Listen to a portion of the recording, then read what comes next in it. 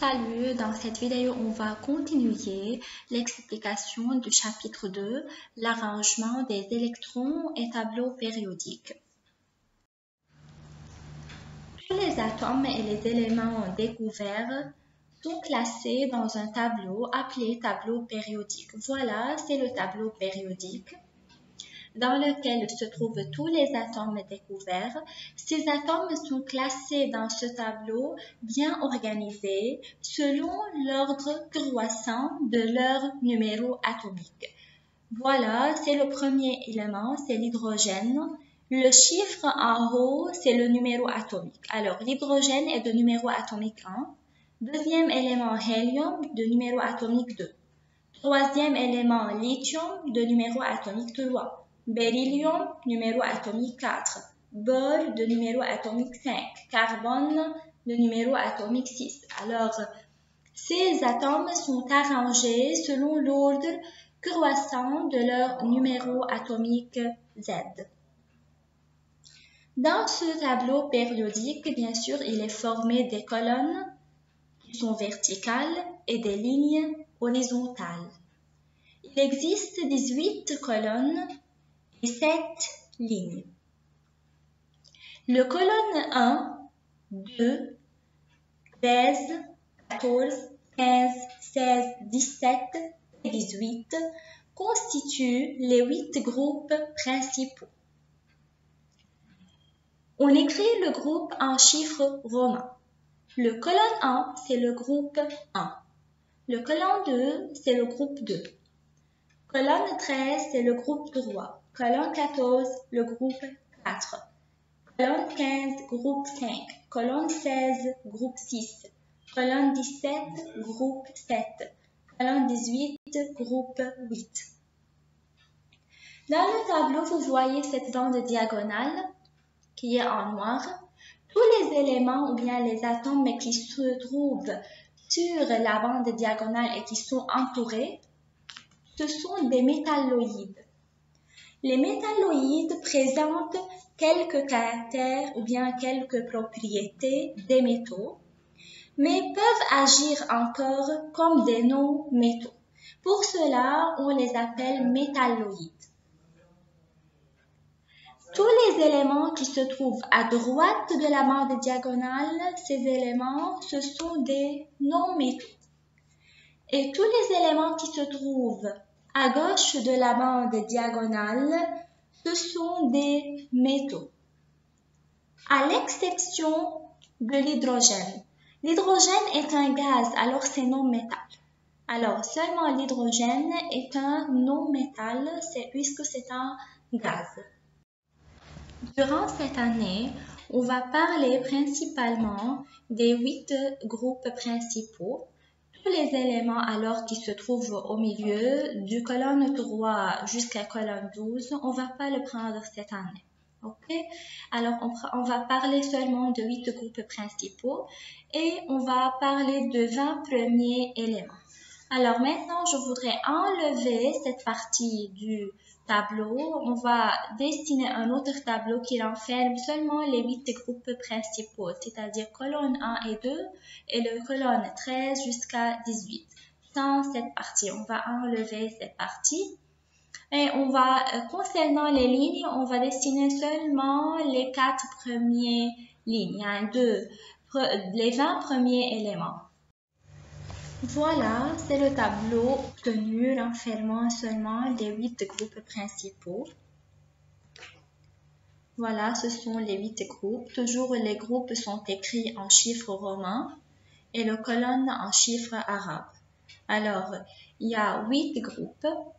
Le groupe 1, c'est le colonne 1 et groupe 2, colonne 2. Groupe 3, c'est colonne 13, groupe 4, colonne 14, groupe 5, colonne 15, groupe 6, colonne 16. Pour ne pas oublier le nombre de colonnes, il faut toujours savoir que le groupe 1, colonne 1 et groupe 2, colonne 2. Et à partir de groupe 3, vous ajoutez 10 pour obtenir le colonne. C'est-à-dire, par exemple, le groupe c'est 3. Pour savoir le colonne, c'est 3 plus 10 alors colonne 13. Groupe 4, colonne c'est 4 plus 10, alors c'est 14. Du même, par exemple, groupe 6, le colonne c'est 6 plus 10, alors c'est colonne 16. Il existe encore 4 lignes ou bien 4 périodes. Les lignes ou bien les périodes sont écrits en chiffres arabes. Seulement les groupes sont écrits en chiffres romains. Maintenant, on va écrire les configurations électroniques de tous les éléments. On va comparer le nombre des électrons sur la dernière couche dans chaque colonne. Je commence par la colonne 1. Je remarque que tous les éléments du colonne 1 présentent un seul électron sur la dernière couche. Et leur groupe est 1. Les éléments de colonne 2 présentent 2 électrons sur la dernière couche et par suite leur groupe est 2.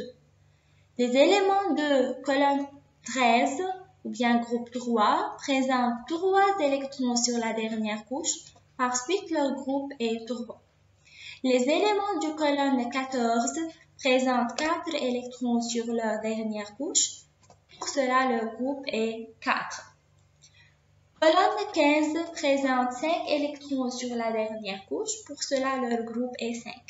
Les éléments de la colonne 16 présentent 6 électrons et par suite leur groupe est 6. Du même, les éléments de la colonne 17 présentent 7 électrons et par suite leur groupe est 7. Les éléments de colonne 18, les deux derniers éléments qui sont argon et néon, présentent 8 électrons et par suite leur groupe est 8. Mais le premier élément qui est le hélium présente 2 électrons et il se trouve dans le groupe 8. Pourquoi? Car les éléments de groupe 8 présentent 8 électrons sur la dernière couche, alors ils sont saturés. La dernière couche est saturée chez ces éléments. Et le hélium présente une seule couche qui est K. Et cette couche est saturée par 2 électrons seulement, mais elle est saturée. Pour cela, on écrit le hélium avec le groupe 8 car il est saturé.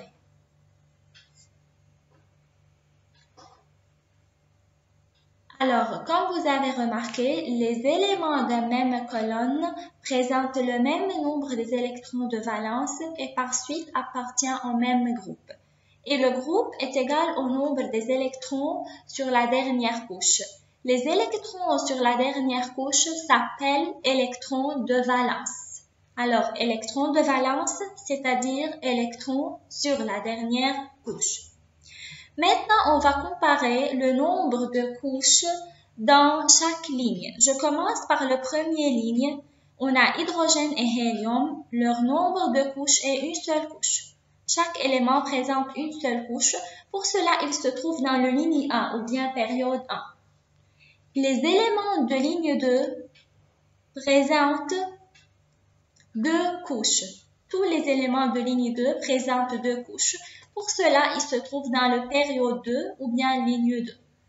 Les éléments de ligne 3, tout présentent 3 couches.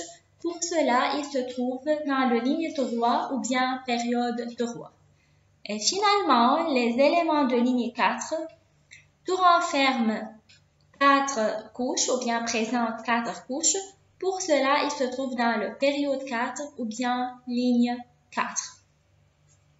Que peut-on conclure?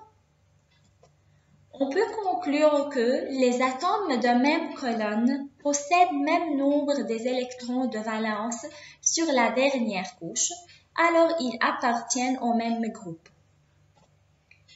Et les atomes de même ligne possèdent le même nombre des couches d'énergie, pour cela ils appartiennent aux mêmes périodes.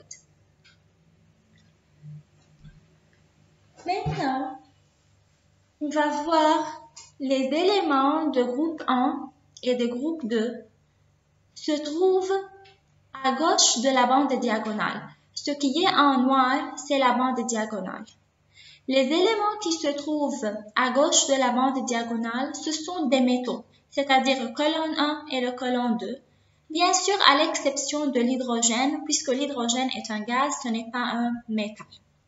Si je compare, ou bien si je remarque que ces atomes ne sont pas saturés. Pourquoi? Puisque les atomes de groupe 1 présentent un seul électron sur la dernière couche. Par exemple, le lithium, sur la dernière couche qui est L, présente un seul électron. Pour devenir saturé, il a besoin encore de 7 électrons, puisque cette couche L est saturée par 8 électrons. Le sodium encore présente sur la dernière couche M un électron et elle a encore besoin de 7 électrons pour saturer, pour devenir stable. Pour cela, les atomes de ce colonne qui est le groupe 1 ont tendance à perdre cet électron et devenir des ions positifs pour être stables. De même que les éléments de groupe 2 qui présentent 2 électrons sur la dernière couche, ils ont besoin encore de 6 électrons pour être saturés, pour être stables. Pour cela, ils ont la tendance de perdre ces 2 électrons. Si par exemple le beryllium perd ces 2 électrons, la configuration électronique sera K2. Et comme ça, la dernière couche qui est K est saturée et le beryllium sera stable. Alors, ces atomes ont tendance à perdre des électrons pour devenir stables et par suite, ils deviennent des ions positifs. Ces atomes, ce sont les métaux, les groupes 1 et le groupe 2. Alors, toujours les métaux ont tendance à perdre des électrons pour devenir saturés, devenir stables. Alors que les éléments qui se trouvent à gauche de la bande diagonale, ce sont des non-métaux. Les non-métaux ont tendance à gagner des électrons pour devenir stables, puisque par exemple, l'azote présente 5 électrons sur la dernière couche. Pour devenir stable, il a besoin de 3 électrons pour qu'elle sera saturée. Il a besoin de 3 électrons. Alors, il a tendance à gagner ces électrons et par suite devenir saturé ou bien stable et il sera un ion négatif. Alors, les non-métaux ont tendance à gagner des électrons. Maintenant, on va nommer quelques groupes. Le groupe 1 s'appelle le groupe des métaux alcalins. Ces métaux présentent, comme on a déjà vu, un seul électron sur la dernière couche, c'est-à-dire un seul électron de valence, et ils ont tendance à perdre cet électron pour devenir stables. Bien sûr, quand on dit les métaux alcalins, c'est-à-dire le groupe 1 à l'exception de l'hydrogène, puisque l'hydrogène est un non-métal.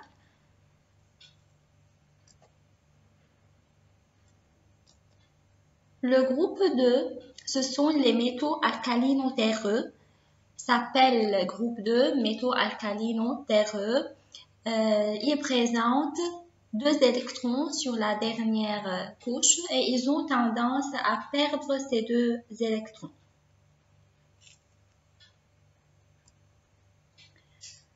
Le groupe 7 s'appelle les halogènes. Les halogènes présentent 7 électrons sur la dernière couche.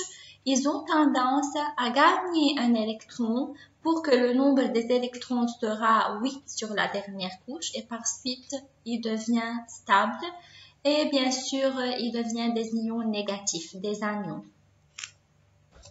Le dernier groupe, c'est appelé les gaz inertes ou bien les gaz nobles. Pourquoi gaz nobles? Puisqu'ils sont saturés.